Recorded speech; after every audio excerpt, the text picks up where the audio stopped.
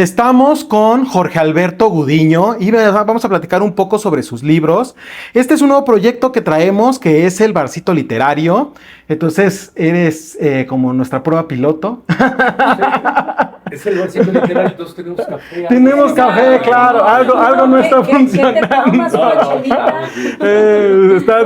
Hay tequilita, hay mezcal y todo. Pero bueno, aquí estamos con Adri de A Leer Hasta Que Se Acabe el Mundo, Eugenia de Literaturiando Ando y pues el Aura de los Libros, yo, Jaime García. Su seguro servidor. Entonces, bueno, queremos platicar un poco precisamente sobre tu obra, ¿no? Porque aparte, bueno, tienes una carrera larga de escritor, ¿no? O sea, tu primer libro no fue ese de Con Amor Tu Hija, ¿no?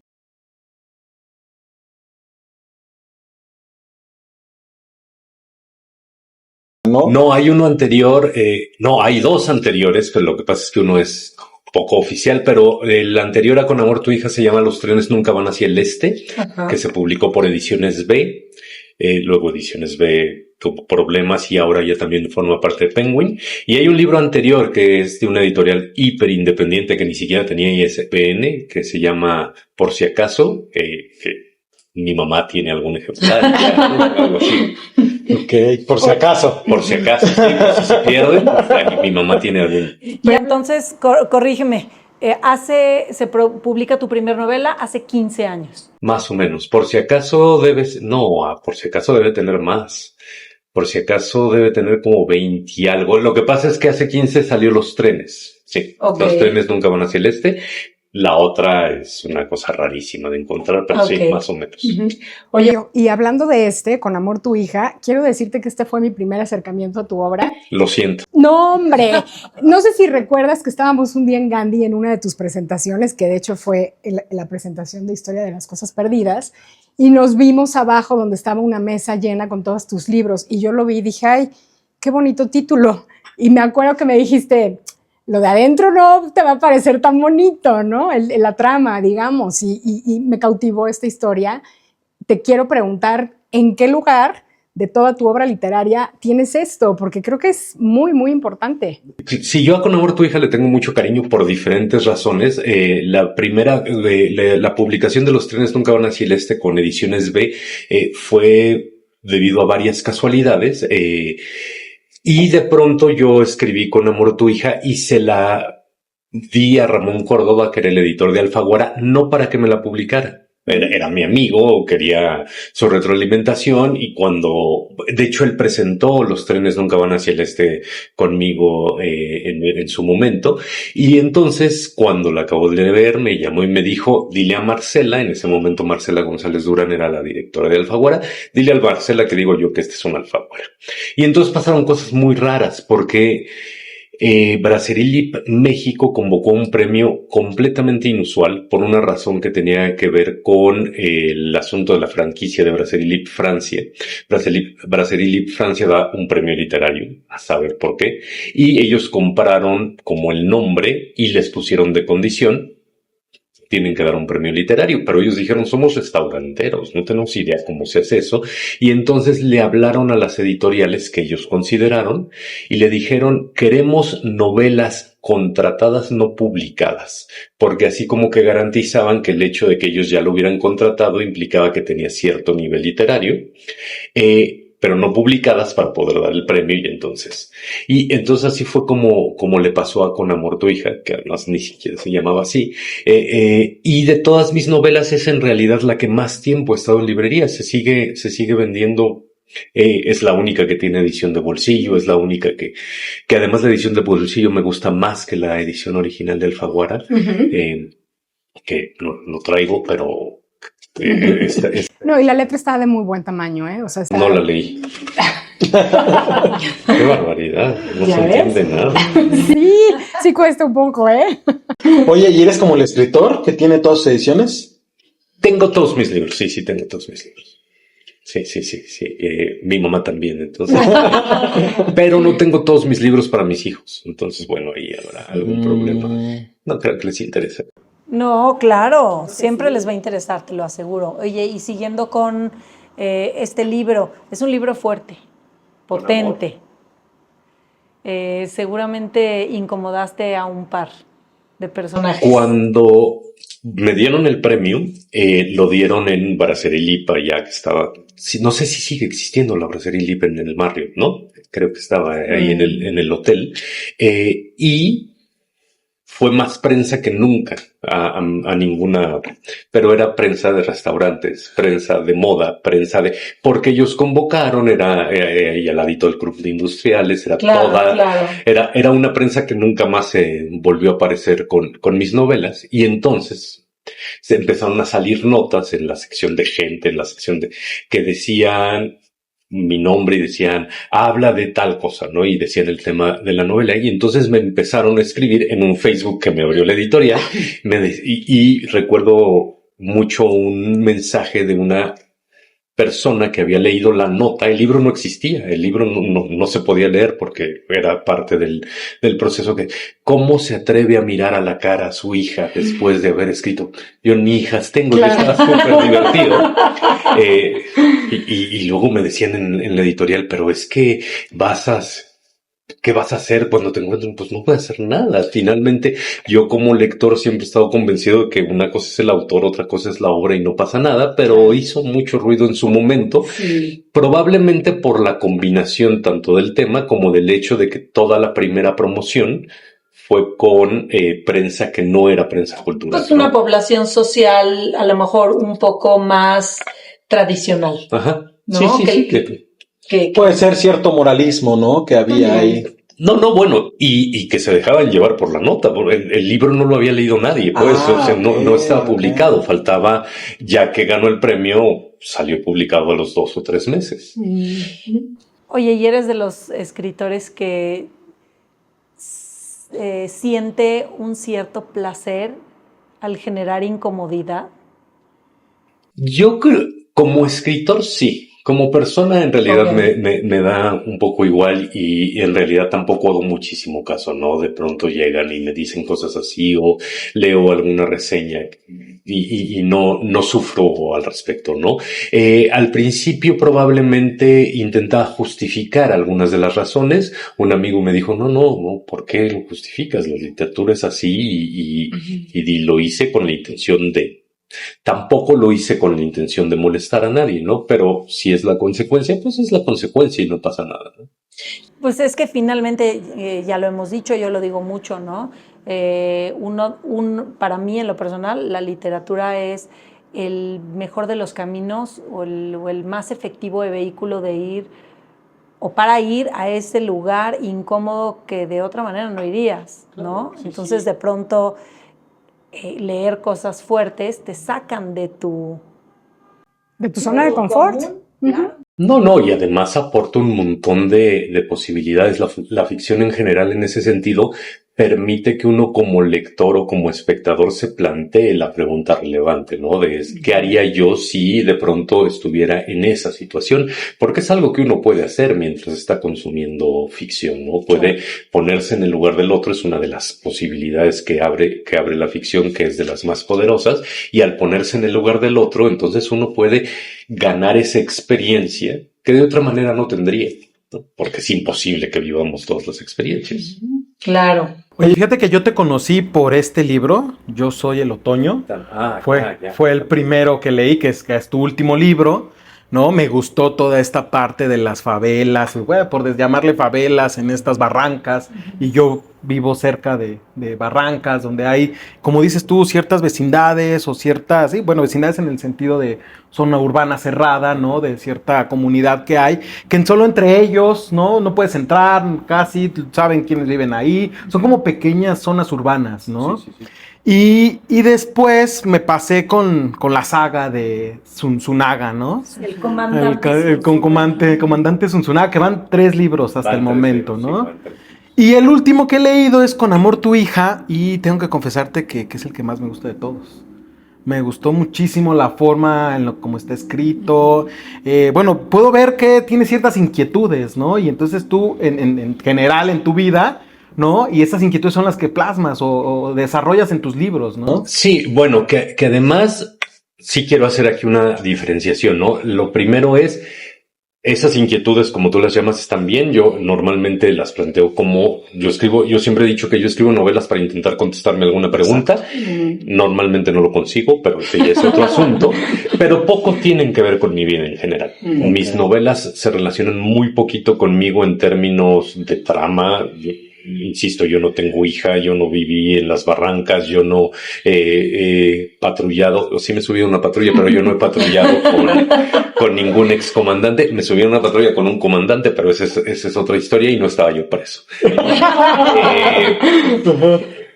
Y en realidad me sirven porque también me interesa ver hasta dónde puedo llegar en determinados temas, ¿no? Entonces, con Amor tu hija, que quizá sea el más contradictorio en ese asunto, yo lo escribí pensando en cómo definir la felicidad. Y tenía yo esa duda, la sigo teniendo, sigo sin poderlo hacer, pero el proceso de escritura me llevó a eso, y probablemente esa pregunta y las preguntas anteriores de las otras novelas y las posteriores se van acumulando, y entonces intento encontrar otras maneras de responderme. Y temas, perdón, Jaime, temas muy diversos, o sea, abarcas desde justo, ¿no? Posible incesto, digamos, entre padre e hija, temas de detectives, o sea, exploras muchas. Lo intento en... Yo no tengo nada en contra de los escritores de fórmula, hay algunos a los que admiro incluso mucho y que los leo súper contento y demás, pero intento que cambien cosas en los procesos de escritura, porque si no me aburro. Me aburro yo solito, ¿no? Ahí sí es una cuestión que tiene que ver conmigo mismo. Entonces, a veces, lo que hago es, quizá donde más claro se ve más allá de los temas, tiene que ver con la forma. Con Amor tu hija está escrito en una primera persona en presente. Es un narrador muy poco común porque además la información narrativa llega al mismo tiempo para el personaje que lo está narrando que para el lector, pero además nunca nadie narra en primera persona su vida en presente, ¿no? No estoy yo pensando, estoy aquí sentado contra. Sí. Es algo muy poco probable, pero es parte de las trampas que permite la literatura. La saga de Susunaga está en segunda en presente, ¿no? Que eso lo hice porque yo no escribía el policíaco y dije, bueno, escribir una policíaca de alguna forma que no haya yo visto, ¿no? Que luego eso me significó muchos problemas, sobre todo con la 2 y con la 3. En Historia de las cosas perdidas hay un narrador que es mucho más extenso. Bueno, en Con amor también, porque tanto en Susunaga como en Yo soy el otoño son frases súper cortas con determinado ritmo, pero en Yo soy el otoño es un narrador muy tradicional en tercera persona sobre un personaje, sobre todo, ¿no? Estas microhistorias, yo creo que no te pregunté en la presentación, pero es como una nueva corriente literaria el hacer microfragmentos, porque también lo vi que lo hizo ¿cómo se llama? El que le escribe al padre umbilical, ¿cómo se llama? Andrés Newman. Y he visto muchos autores que hacen como que estos microrelatos, o ¿cómo se les llama? Creo que son dos cosas diferentes. Hay una propuesta que tiene que ver con hacer frases específicamente breves. En la saga de Susunaga funciona más, sobre todo porque hay una relación, o pretendo que haya una relación, entre la intensidad de lo narrado y la extensión de las frases. Cuando más violencia hay en la saga, más cortas son las frases. Lo que pasa con Andrés es que Andrés es poeta. Entonces Andrés sabe utilizar las palabras de forma espectacular, ¿no? Entonces a él sí no le suelen sobrar palabras, ¿no? Andrés es así como... De ahí que su nuevo libro valga muchísimo la pena, ¿no? Claro. El de María Moliner. Porque además él es filólogo y es poeta, y entonces lo de los diccionarios se le da de manera súper natural a él. Entonces. Sí, claro. Pero fíjate que, bueno, una temática así que está muy presente en toda la obra es la relación de un padre con una hija. Es curioso porque, como dices, no representa tu vida, pero el Susunaga también tiene ciertos temas con su hija, ¿no? Sí, Digo, a lo mejor no hay esta relación de amor que puede rayar desde la psicología y el psicoanálisis, ¿no? Más bien porque esa es tu perspectiva, no tal como un incesto explícito, ¿no? Que eso tiene que ver con, no sé, en algún momento, quizá hace muchos años, me empezó a molestar esta idea de la familia nuclear bonita, ¿no? Tradicional. Sí. Pero lo que me molestaba era probablemente el adjetivo tradicional o el adjetivo normal, porque en realidad la mayor parte de las familias no son así. Entonces, incluso si llegamos a Yo soy el otoño, todos los personajes tienen una familia deshecha, ¿no? Deshecha de alguna manera. En una se va la madre, en otro se muere el padre, en otro es el amante de la mamá. Y lo mismo pasa con Susunaga, en alguna medida, que además él tiene un problema con su padre, que sale en la primera novela, y luego tiene un problema con su hija, con quien se relaciona siempre a la distancia. Leslie no sale en ninguna de las 3 novelas hasta ahorita. Hay llamadas telefónicas, pero nada más, ¿no?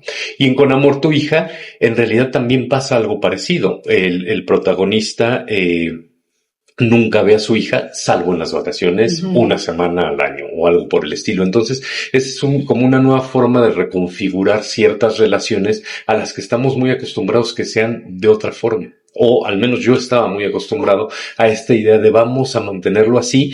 Y alguna vez un amigo me dijo, es que también es una respuesta inconsciente tuya, eso lo dijo mi amigo, a saber si es cierto, a esta idea de la familia latinoamericana que acarreamos durante muchísimas décadas de literatura, que es además justo lo opuesto. No solo es la familia nuclear funcional, sino que además siempre se van acumulando más, ¿no? Entonces esta idea que es literaria y que yo no estoy del todo de acuerdo de que sea de la realidad latinoamericana, de que acá siempre tenemos las puertas abiertas y llega todo mundo, etcétera, etcétera, que consigue familias de 100 personas que se reúnen 2 veces al mes y que es una cosa así.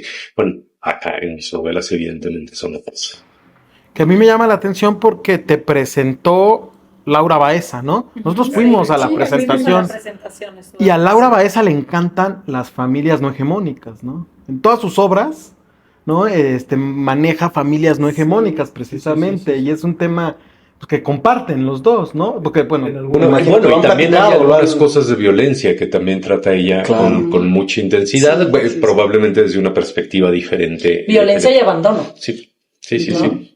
Oye, y ahora que mencionas la saga de Zunzunaga, ¿cómo está este proceso? ¿Se fue a la tele? ¿Sí, no, ya acabó en diciembre. Es que yo no entiendo muy bien. En diciembre ya acabaron la película de Tus 2 muertos. Okay. Lo que significa eso, yo no la he visto, sigo sin verla, ya pasaron meses, me dicen que están haciendo este proceso del cual yo soy totalmente ignorante, que tiene que ver con inscribirla a festivales para que se empiece a proyectar, porque parece que la ruta de los festivales es mejor que la ruta de la cartelera comercial para una película mexicana, ¿no? Que parece que eso a veces da una semana de exhibición y normalmente se acabó. Salvo que pase algo. Entonces, si se va a festivales, luego se puede ir al otro lado. Pero parece que al revés no. Okay. Y como no me la quieren enseñar en una tele, sino en una sala, entonces estamos esperando a que alguien diga se va a proyectar. Justo te iba a preguntar eso. ¿Está pensada para streaming o está pensada para cartelera en un inicio? Ni idea. No, yo les dije que sí. Hicimos el contrato y demás. Les dije que yo no me metía. Primero en la escritura del guión, porque varios amigos me dijeron, no lo hagas, te vas a pelear contigo mismo y te vas a pelear con todo el mundo. Claro. Y el otro no me metía porque no sé, ¿no? El proceso de hacer cine es algo... Sí. ¿Pero no tuviste comunicación con el guionista en algún punto? Sí, pero me hizo un par de preguntas. No me enseñó el guión. El guión me lo dieron cuando iban a empezar a grabar y no lo leí. Porque además sé que hicieron cosas diferentes. Y dije, ¿para qué lo leo? Mejor, no. Me quedaba a mí clarísimo que era una adaptación y que estaba todo eso y que está muy bien, pero dije, pues yo no ando leyendo guiones en general de películas. Y en una adaptación se vale, ¿no? Se vale que le metan mano de alguna u otra manera, porque además las producciones cinematográficas o de películas en general, aunque vayan a tele y no a cine, yo sí creo que ellos tienen que cuidar otras cosas que el autor no necesita cuidar. No, y que tienen que además ajustar cosas que funcionan en términos cinematográficos que no funcionan en términos literarios y viceversa, ¿no? Claro. Lo único que sé de cierto es que Leslie, la hija de Susunaga, sí sale en la película. Claro, porque es un protagonista que tenía que salir, supongo. Lo sé porque además la vi, ¿no? A la actriz. Lo sé. Qué interesante ha de estar eso, ¿no? Que bueno, podían haberlo manejado, o sea, que sí saliera, ¿no? Pero a lo mejor no en contacto con él, ¿no? Bueno. Un poco así en llamadas, como tú lo manejas en el libro, pero bueno, al final del día... Lo hecho es. Sí. Y tuviste la apertura, obviamente, para dejar todo en manos de ellos. Sí. Claro. Y fui muy contento a 6 o 7 días de grabación. Me pareció ridículo que se tardaran 3 horas en que Tsunaga cruzara la calle, pero yo escribí cruzas la calle y se tardaron 3 horas. Claro, pero es un poco lo que te decía, ¿no? El proceso de producción para tele o cine tiene que ver con otras cosas que, como dije hace un momento, que el escritor no tiene por qué preocuparse, ¿no? Y además, finalmente escribir una novela sí es un proceso completamente solitario, al menos en mi caso. Allá eran 60 personas todos los días, ¿no? O 60, 70 personas que al parecer todas están haciendo algo muy específico y muy bien coordinado, cosa que pues sí va... A mí no solo no me acomodaría trabajar en esos procesos, sino que hasta me sentiría incómodo, ¿no? A mí me gusta trabajar solo. Oye, a ver, vamos a echarnos un clavado, si estás de acuerdo, a tu proceso creativo. ¿Cómo surgen las ideas de tus libros? ¿Cómo es tu proceso creativo? ¿Cómo nace una novela? No sé con toda la claridad, ¿no? Me lo he preguntado muchísimas veces, creo que tiene que ver con el origen mismo de las ideas, ¿no? Entonces he utilizado un par de analogías para hacerlo, ¿no? Yo creo que una idea es como una piecita de Lego. Claro. Y todos tenemos piecitas de Lego, ¿no? Y de pronto llega una amarilla y la tenemos aquí, ¿no? Y de pronto llega una roja y bueno, y ya no hacemos nada y a la larga uno pierde las piezas de Lego. Pero a veces llegan dos que las podemos unir. Y ahí las vamos guardando. Y de pronto llega otra, y las vamos acomodando. Una construcción. Ajá. Sin saber muy bien qué desde el principio, ¿no? Hay un momento en el que uno ya tiene varias piezas de Lego, para que la analogía diga, con esto puedo hacer una casita. O con esto puedo hacer un cochecito, y entonces uno dice, ya sé más o menos qué quiero hacer, que en este caso mis piecitas de Lego tienen que ver sí con estas preguntas que me hago, que les decía hace rato, y también con, bueno, y ahora que ya sé que quiero contar una historia, ¿cómo la voy a contar? ¿De dónde a dónde voy a ir? Y sé muchas cosas antes de empezar a escribir la novela, pero no todas. Yo sé que existen escritores que lo saben absolutamente todo. Sí, que mapean exhaustivamente. Y hasta dibujan a sus personajes. Yo ni sé dibujar, entonces es todavía más difícil. Yo prefiero que no sea así, en mi caso, ¿no? Porque si ya sé absolutamente todo, pues ya para qué le escribo, ya sé todo, ¿no? Entonces, ese acto de escritura también es un acto de descubrimiento de qué es lo que está sucediendo. Yo quería hablar quería tocar lo de la trilogía, que es esta, ¿no? Empezamos con tus 2 muertos, luego 7 son tus razones y luego la velocidad de tu sombra. Que yo leí primero tus 2 muertos y después leí la velocidad de tu sombra y sentí que había, pues sí, que había coherencia. No sentí que me faltara nada. A lo mejor sí, no me quedó muy claro por qué Tsunaga quería envenenar a alguien, por decirlo, envenenar, ¿no? Porque le avienta ahí como ciertas fibras de vidrio, ¿no? En una bebida, entonces en un tequila, no hablando del barcito literario, ¿no? Entonces eso, pero en general no sentí que me faltara algo así que estuviera súper incompleto. Sí sentí que hasta que el libro es autoconcluyente. Eso me pone muy de buenas porque además es un experimento que uno como escritor no puede hacer normalmente, ¿no? Yo lo platiqué mucho tiempo, eso en particular con Elmer Mendoza, que Elmer tiene 10, 12, 13 quizá de entregas del Zurdo Mendieta, y yo le pregunté 2 cosas en su momento. La primera tenía que ver, ¿cómo le haces para no contradecirte en algún momento, ¿no? También lo platiqué con John Connolly, que tiene 30 y tantos, ¿no? Y me dijo, es que sí, o sea, coinciden en que es complicado. En el caso de Connolly en particular, que además es así como un autor súper exitoso y que sus novelas son 700 cuartillas, le dije, ¿cómo sabes el nombre de los personajes, por favor? Porque además en cada uno de esos casos, a diferencia probablemente de lo que hacemos Elmer y mucho más yo, que tengo poquitos personajes, de pronto tienen un libro 45, ¿no? Y en el que sigue otros tantos, y así se va yendo. Él me dijo, ahí tengo un asistente que me va haciendo listado y que los va poniendo y demás.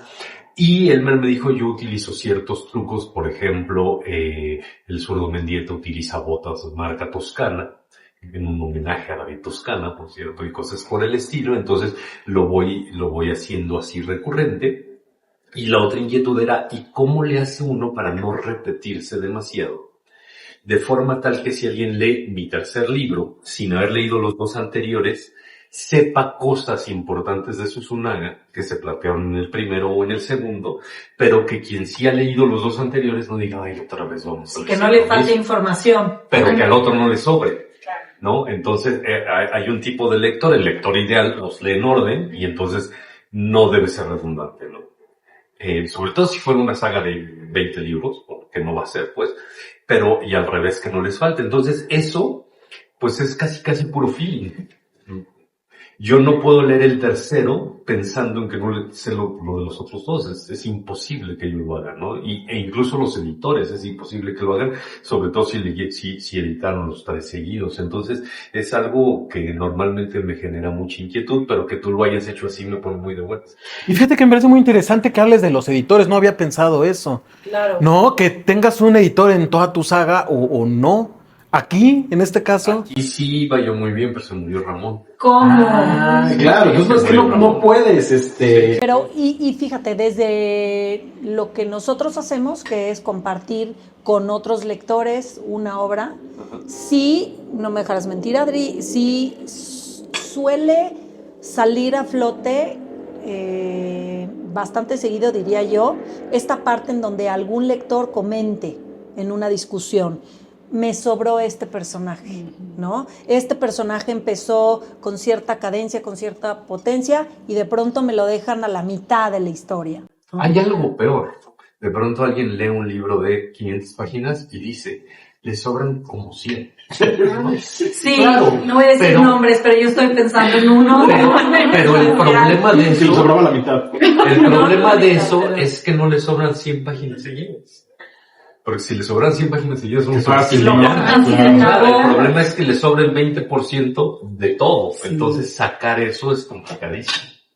¿Estos libros fueron pensados desde un inicio para su saga? No. Yo escribí Tus dos muertos yo estaba escribiendo otra novela, una novela que nunca acabé, y estaba yo atoradísimo, entonces salí a caminar. Salgo a caminar para desatorarme, y se me ocurrió casi todo lo que, no toda la historia, pero casi todo lo que necesitaba para empezar a escribir. Dije, voy a escribirla, voy a ponerme esta restricción del narrador en segunda persona en presente, que es muy poco común y que me servía para ciertas cosas. La acabé de escribir, y además el final de Tus dos muertos es un final que en cierto sentido tiene alguna similitud con el final de Yo soy el otoño, que deja abierta la posibilidad de que sucedan dos cosas. ¿Acabas? Y entonces Ramón, Marcela en su momento me dijeron, no, síguete, está funcionando. Entonces dije, claro, me sigo, pero tengo un narrador en segunda persona en presente, es complicado. Y esa era una restricción que ya no podía yo romper. Y el inicio de 7 son tus razones, además aclara el final de Tus dos muertos, ¿no? Ya uno no se puede ir para un lado o para el otro, porque había mucha ambigüedad moral en la última escena de Tus dos muertos, y en cuanto se le 7 son tus razones, eso ya se resuelve, ¿no? Cosa que me obligaba a construir a Susunaga un poquito diferente. Susunaga no es una buena persona, pero tampoco es tan mala, o no es tan mala siempre. Entonces, digamos que es un ser humano con todas sus peculiaridades. Y hay cositas que le mueven su corazoncito, ¿no? Cositas que le mueven su corazoncito, pese a que es capaz de generar muchísimo, ¿no? Y bueno, va a ser difícil matarlo, ¿no? Pero no quiero que vaya a más de 5. No. Porque además entre los 3 libros, y ese también será un problema con el que...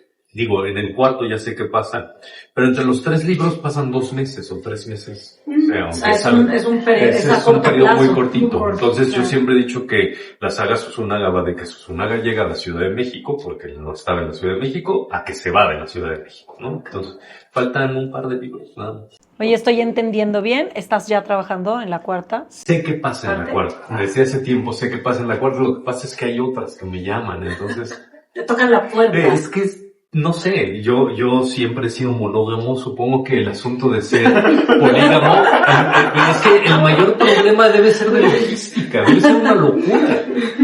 Si Oye, con una mujer uno no puede. Oye, Siempre lo he pensado, ¿no? desparrame masivo de energía por todos lados. Y de No hay angustia manera, y de ¿no? estrés, y luego cómo coordina uno las cosas. Pues con las novelas pasa más o menos lo mismo. Estoy escribiendo una y de pronto se me ocurre y luego digo, y si me voy para esta, luego la otra se enoja, ¿no? Así son. Que, por ejemplo, a ver, retomando el proceso creativo que decía Euge, ¿cuáles van entre medios? No, estas tres salieron corridas, ¿Ah, luego sí? aquí esta historia de las cosas perdidas, y luego yo soy el otoño. Ah, pero ok. No tienes entre medio nada. En esas, Ok. no. En esas tres no, pero ahora sí. Pero ahora sí, ya. Pero en tu mente sí hay seguramente historias que están por ahí en medio, pendientes, guardadas un Sé poquito. perfectamente lo que pasa en la 4. Y tienes una ligera sospecha. De lo que pasa en la 5, sí. O sea, Sí, ¿tienes sí. claridad de cómo quieres que acabe esta saga? Sí, pero no confiaría yo en mí. O sea, en el camino pueden Sí, suceder puede- cosas. sí, no confiaría Meterte mucho. por callejones Sí, que sí, no puede era cambiar. inciertos. Que, por ejemplo, el autor de este libro tiene todo muy claro, dice, ¿no? El autor, personaje. Sí, personaje, sí, ¿no? Es insoportable. Sí, o sea, él dice que tiene todo súper claro, ya sabe qué va a pasar, nada de que se le mete el duende este que le va inspirando. ¿no? Es un bestsellerista que lo sabe, no es un bestsellerista que es un buen escritor al que le va bien, que es diferente, ¿no? Ah, claro. Ya. Que te inspiraste en algún conocido, me imagino. No, pero no conozco. Hay Lo mencionan. Hay muchos así. Sí, claro, ¿no? Porque No, bueno, es es que arrogante, además ¿no? se da la casualidad de que de pronto un autor escribe un libro que vende millones de ejemplares, algo que además nadie sabe cómo sucede hasta que sucede, pero si supiéramos cómo sucede, Ah, sería increíble, sobre todo los claro. editoriales se dedicarían a hacer eso, y ya que le sale, luego vuelven a escribir Repite el la mismo fórmula. libro las veces que aguante el mercado, ¿no? Eso sí sabemos, sobre todo en la literatura en inglés sucede eso, ¿no? Fíjate que sí, es cierto. eso que acabas de decir, digo, saliendo un poco del tema, a mí en la pastelería me pasa eso, ¿no? De repente, no sé qué día, se me acaban los pasteles y luego va gente bien enojada a decirme, ¿por qué no hiciste más? Si ya sabes que es que me encantaría saber. Me encantaría saber qué día voy a vender tantos y cuáles para nada más hacer esos, Claro. ¿no? Y qué días no hacer para que no se me echen a perder y no Pero se me queden. esto que dices de cuando de manera consciente o inconsciente, que casi siempre quiero imaginar que es de manera consciente, en un ejercicio de observar qué hice bien con esta novela, cuando descubre un escritor o un editorial eso que funcionó, entonces es más fácil replicarlo. ¿Es así? Hasta cierto momento, porque, Sí, es decir, tener un estilo. quizá el gran ejemplo contemporáneo es Harry Potter. Después de que se escribió Harry Potter, se presentaron a las editoriales, esto es sabidísimo, a las editoriales de todo el mundo, cientos de historias de niños malditos. No conocemos ninguna otra, ¿no? Esa acaparó todo el mercado y lo contuvo. Y lo sigue acaparando claro. después de 20 años. Ajá. Es Fue una impresionante. fórmula única, ¿no? Pero que si uno lo pensara con calma sería muy replicable. No, habría que cambiar algunas cosas. Muchísima gente lo intentó y no pudo y no salió, ¿no? Y lo mismo pasó con las sagas de los vampiritos y lo mismo pasó. Pues, eran cosas que funcionaron en su momento, que funcionaron. Harry Potter siguió, ¿no? Pues porque ya quizá Crepúsculo ya se acabó y demás, o 50 sombras de Grey se acabó y demás, pero que encontraron algo que el mercado estaba buscando, que no lo sabíamos. El pretexto Que no. para hablar de Ajá, esto o el exacto. pretexto para leer esto O sea, porque no somos ingenuos, ¿no? A cualquiera de nosotros me refiero a cualquiera de los que escribimos libros, nos gustaría que de pronto se vendieran 2 millones de ejemplares. Claro. Y hay quien dice incluso, pero yo no me voy a corromper para escribir así. Pero es que el así es un después. Harry Potter no está mal escrito. Hay otros que sí están mal escritos, pero no tiene que ver necesariamente con eso, tiene que ver con otra cosa que somos incapaces de anticipar. Lo que está necesitando a lo mejor el lector en ese momento o un grupo grande de lectores o un país o La sociedad, qué sé yo, sí. ¿no? Ujú. Y que ya luego entra en una avalancha que se lo lleva todo, ¿no? Y que está muy bien, pues. Claro, pues sí.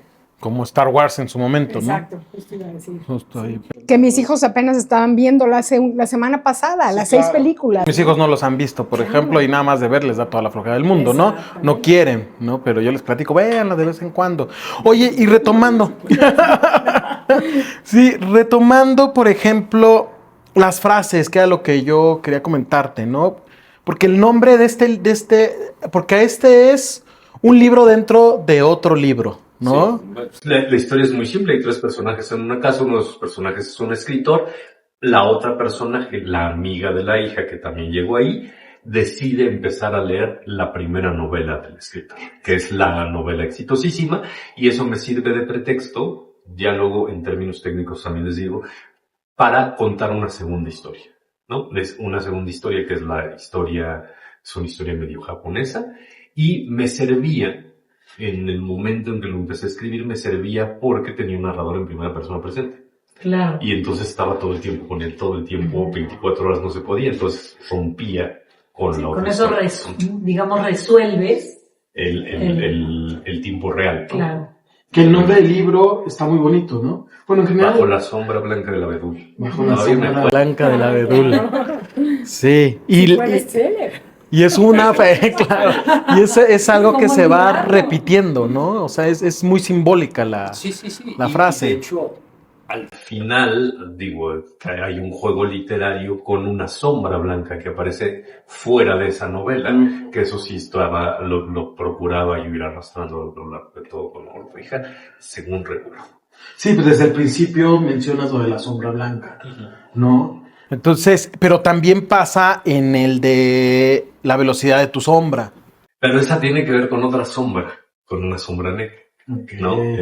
Esa tiene que ver con que en una fiesta infantil de mi hijo chico me encontré a un amigo, a mi primer amigo, éramos amigos a los 8 meses de edad, nuestras mamás nos sacaban al parque y él ahora es doctor en física en una universidad y entonces nos encontramos, nos pusimos a platicar y probablemente éramos las únicas personas en la fiesta infantil. Él ni siquiera tiene hijos ni vive en México, llegó ahí de casualidad porque era el cumpleaños de un amigo suyo y entonces nos pusimos a hablar me empezó a explicar unas cosas de física cuántica y entonces yo le empecé a hacer unas preguntas y luego le empecé a preguntar sobre la posibilidad de hacer un experimento que permitiera que la sombra se desplazara más rápido, ¿no? Entonces, más rápido que la luz. Entonces, de ahí lo de la velocidad de tu sombra, me dijo que no, por cierto, ¿no? Entonces, que me queda clarísimo por qué, ¿no? Y me explicó por qué, pero me gustó mucho la idea. Finalmente, la sombra funciona de cierta forma, y eso lo quería yo aprovechar. Pero, ¿es algo que tomas como ritual o como un tipo de ancla en tu literatura, en tu vida, no sé? Porque algo que me llama la atención también es la pluma, que la llevas a todas partes, escribes tus, no sé si llamarle bocetos o lo que va de antes del libro. No, porque están todos escritos, las novelas están escritas con pluma, a mano. No es una computadora, no hay de que se te pasó darle backup y se te borró todo. Se me borran más cosas de la computadora que del papel. A menos que se te pierda la libreta, ¿no? Sí, pero también hay mecanismos. Y ahora es súper fácil, porque además basta con sacar fotos y ya, de las páginas escritas, y además se respaldan en automático las fotos. Pero, a ver, el asunto de las frases, si entiendo bien, tiene que ver con que a lo largo de las novelas se repiten ciertos usos o ciertas frases o ciertos juegos de palabras que como que van creando una consistencia o una suerte de entramado a lo largo de la novela. Eso creo que sí, y tiene una intención estética, y aquí es donde probablemente me meto en un problema mayor. Todo el mundo puede escribir libros. Hoy en día todo el mundo escribe libros, ¿no? Y hay, conozco una editora a la que le llega un dentista y le dice, oye, es que ahora ya después de 30 años voy a escribir un libro, y le llega un economista y le dice, y escribí una novela. Y creo que la diferencia es justamente que haya esa intención y esa vocación estética, ¿no? Es decir, la intención, ¿no? Falta ver si nos sale, pero los escritores lo queremos escribir de la mejor manera posible. cosa que no se puede saber si se consiguió, ¿no? Porque es un asunto de Nacho Padilla decía que la estrategia textual siempre es una aporía, ¿no? Es decir, una pregunta sin respuesta. Yo decido contar esta historia así y no puedo saber si es mejor haberla contado así que de esta otra manera, ¿no? O a lo mejor para ti fue la mejor manera de contarla, pero no para todos los lectores. Pero creo que todos los escritores serios siempre dudan sobre eso, ¿no? Síndrome del impostor. Pues más bien conciencia de que hay un asunto, de que hay técnica, de que hay un asunto estético, de que hay un asunto que no nada más es... Hombre, uno puede escribir una cuartilla en 5 minutos de prácticamente cualquier cosa. Es un asunto muy mecánico. El asunto es hacerlo, lo difícil es hacerlo bien, ¿no? Y ¿por qué uno se tarda un año en escribir 180 páginas si uno puede escribir una en 5 o 10 minutos? Fíjate que un día le pregunté yo a Gustavo Rodríguez que yo le decía, es un tipazo, sí, claro que lo es. Yo le preguntaba, oye, a ver, a mí me gusta mucho escribir, dame un consejo como escritor, ¿no? O sea, ¿qué me aconsejarías? Y él me dijo, para ser un muy buen escritor, necesitas primero ser un lector asiduo. ¿Estás de acuerdo con eso? Completamente, pero no solo un lector asiduo, porque mi mamá lleva toda la vida leyendo 100 libros al año, lleva 5,000 libros leídos, es una lectora súper asidua, pero no es una autora súper analítica. Y, es decir, a tus hijos les gustan mucho los coches, no pueden hacer uno. ¿Qué necesitarían hacer para hacer uno? Tener el conocimiento. E irlo desarrollando y desarrollando y desarrollando a partir de una comprensión de cómo funcionan las cosas. Cómo funciona un libro es algo que requiere un análisis, ¿no? Porque uno puede decir, aquí me gustó esto, acá me gustó esto, me cae bien este personaje. La pregunta es, ¿y cómo le hizo el autor para conseguir ese efecto? Y esa es como la lectura que se necesita, que además no nada más para eso, ¿no? Es decir, hay grandes lectores en la academia que se dedican a eso y que encuentran cosas increíbles sobre el funcionamiento del libro, que no necesariamente son escritores. Pero creo que entre más se tenga ese conocimiento, mejor se puede desarrollar luego lo otro, ¿no? Porque si uno sabe cómo funciona, entonces uno puede hacer que funcione. O sea, dirías que es un licuadito entre ser un lector asiduo, pero además observador, sí, o sea, leer con análisis, analizando lo que estás leyendo, y también pues tener habilidades sólidas de comunicación, claro, bueno, y técnica. Y técnica, y hay un libro de Gilles Deleuze que se llama Kafka hacia una literatura menor, en donde lo que decía es que la literatura menor era la que valía, la que no valía era la literatura mayor, la literatura de masas. Es que lo que Kafka hacía, lo ponía con el ejemplo de Kafka, y con los cochecitos es, voy a agarrar cachos de diferentes coches, los voy a armar, y el coche que haga no solo va a funcionar, sino que va a funcionar mejor que cualquiera de esos otros. Más o menos eso, ¿no? Más o menos, evidentemente es muy buena analogía. Sí. Que también tiene que ver, desde luego, la vocación, ¿no? Que tú sentiste desde, me imagino, la niñez. No sé, el otro día comentaba Elaine, cuando estuvimos con ella, Elaine Vilar, que ella recibió un libro de una tía, creo que a los 6 o a los 8 años, y en ese momento dijo, voy a ser escritora. ¿Cómo fue en tu caso? Yo en ese momento dije, voy a ser lector, ¿no? O sea, es lo que yo quería, leer y leer y leer y leer. Pero hay momentos en los que uno en efecto se pregunta, ¿este libro me hizo esto? ¿No? Esto puede ser, me puso feliz, me puso triste, me entusiasmó, no lo pude soltar en toda la noche, leí 8 horas seguidas. ¿Por qué? ¿Por qué este sí y este no? E intentando contestarse eso, uno dice, bueno, ¿no? Y eso lo va formando uno como lector. Y luego está el otro asunto, ¿no? De pronto uno dice, bueno, es que yo quiero escribir algo que no haya leído.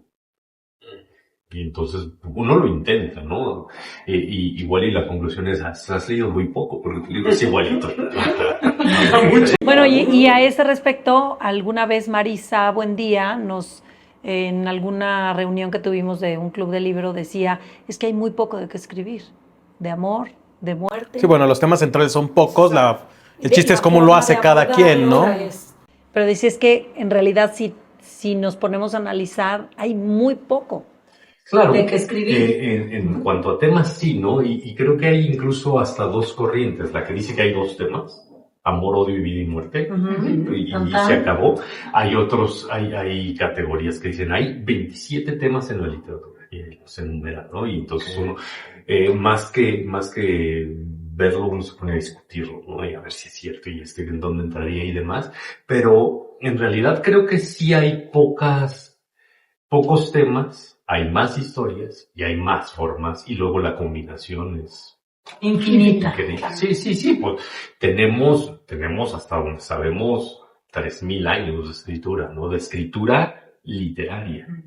Claro, Además de claro, otra, claro, ¿no? claro. Y se sigue escribiendo. Y seguimos leyendo libros de hace 3000 años, seguimos leyendo libros de hace 500 años, de hace 100 y de los que salieron la semana pasada. Y no decimos, esto ya lo leí, ¿no? Claro. Digo, a veces pasa, pero normalmente no. Sí, yo platicaba justo ayer con mis hijos sobre las penas del joven Werther y les decía, es que es el amigo migajero y que no sé qué, que no sé cuánto, ¿no? Y decían, ¿cómo? Pero entonces ese libro es reciente, no, es de 1500, ¿no? Pero sigue siendo el migajero y el migajero lo vemos ahora y lo veíamos, claro, sigue existiendo. Pero hace alguna otra cosa o tiene otra aproximación estética o tiene otra propuesta en algún Supo llegarle o llegarnos de una forma que no caduca, ¿no? Que no tiene fecha de caducidad, ¿no? Que son los lugares comunes, ¿no? Que a lo mejor luego se vuelven clichés y pues no son malos esos clichés. No, muchos de los lugares comunes empezaron siendo ideas geniales, ¿no? Luego nos cansamos de repetirlas y entonces por eso se vuelven lugares comunes. Pero muchos fueron ideas geniales. Claro. Oye, y hablando ahorita que decía Jaime de sus hijos, ¿cómo? No los conozco, pero bueno. No, de alguien que no, y que no están presentes.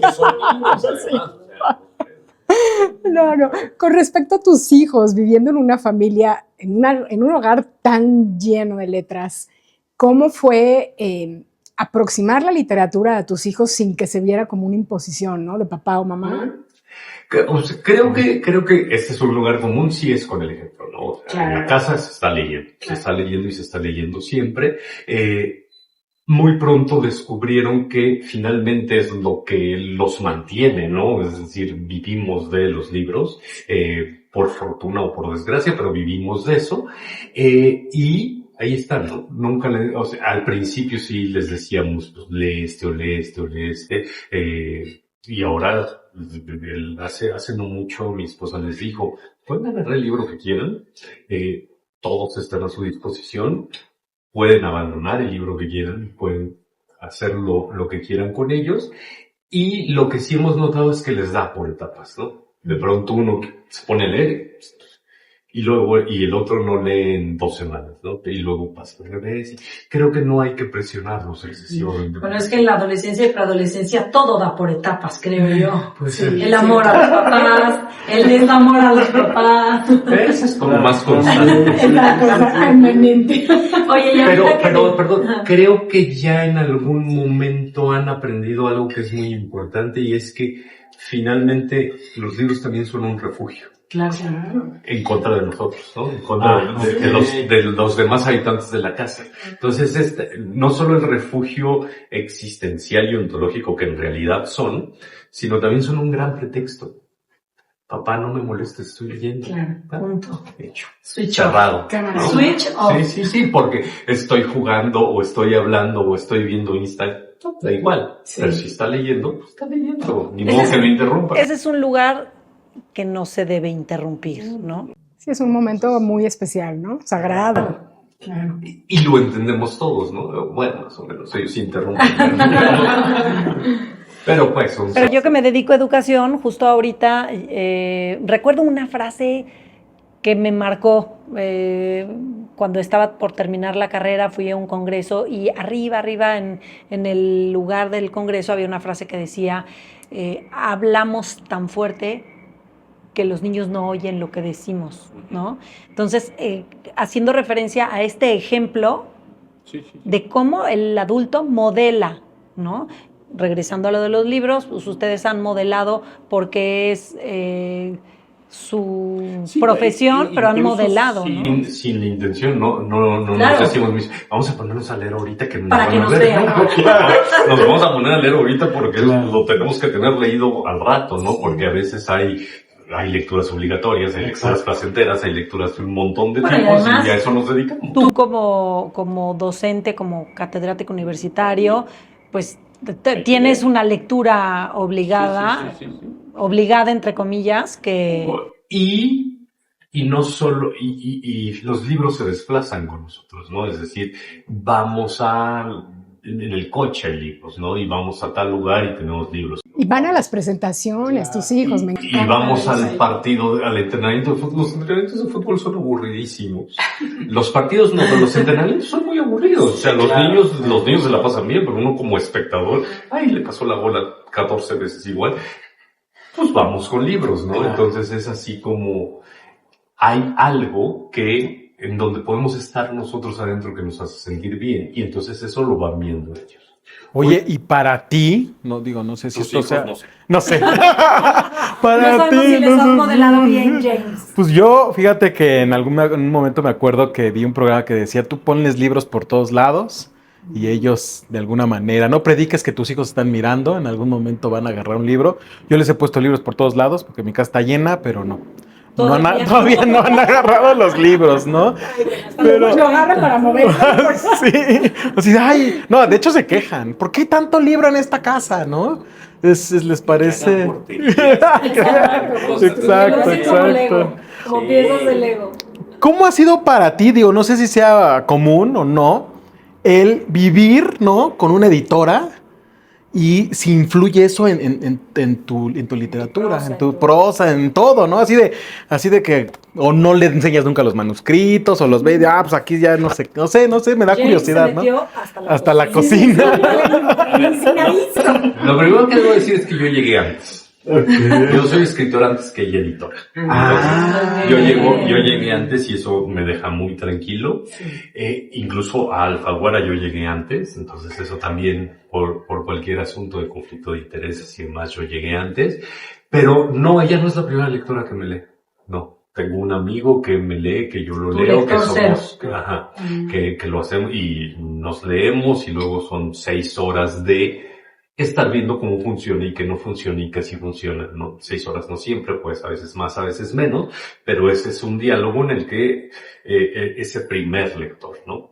Ahora, desde las últimas novelas, ella ni siquiera me lee hasta que sale el libro, ¿no? Wow. Justo para evitar cualquier tipo de contaminación en ese sentido, ¿no? Claro. Porque no querría que me leyera como editora. No me sirve que me lea como editora.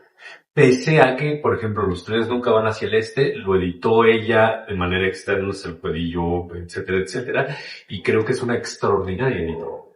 De lo mejor Estamos que de hay, acuerdo. pero no quiero que ni quiero que me edite, ni quiero que me lea antes de, ¿no? Y ella tampoco quiere. Esa era mi duda, sí, porque siento que si hay alguien que se dedica a eso, puede contaminar tu idea y tú dejarte, aunque no quieras dejarte influenciar. Y además yo no hablo de los libros que estoy escribiendo. O sea, sí puedo decir alguna generalidad, pues, pero no, yo sé que hay autores que llegan y platican con sus amigos y ahora voy en esto y va a pasar eso. Sí, y sí. no, yo sí. En ese sentido. No, yo sí me siento muy Te cómodo en mantienes en la solitario, historia. en solitario Sí, y claro. ya después, pues no sé, luego capaz que me genera todavía más dudas y de por sí ya vivo con dudas, entonces Claro, porque además ella es una autoridad, no es cualquier pareja, no es le di a leer a mi pareja mi libro, mi manuscrito, ¿no? Es una autoridad que además todos coincidimos que es buena, lo hace muy bien, qué difícil. Sí. Sí, claro. Oye, ¿y la pluma? Me voy a cambiar de... Yo tengo una pregunta en ese sentido, pero Con la pluma, no, dale, porque se quedó pendiente porque veo que traes la pluma a todas partes y escribes. Antes era peor, porque ¿Ah, sí?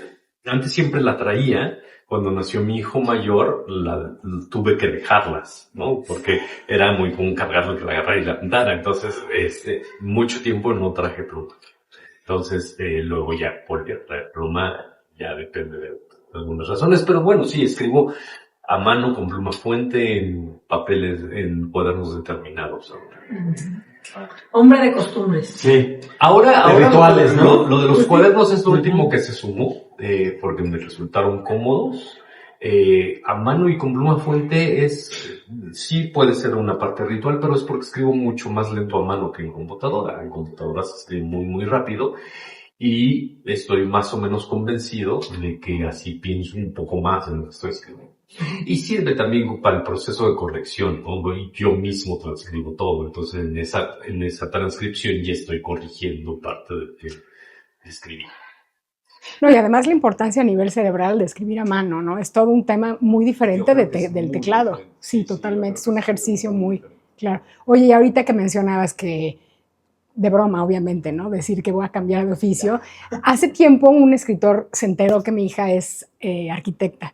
Me dijo, no, hombre, esa fue mi profesión frustrada.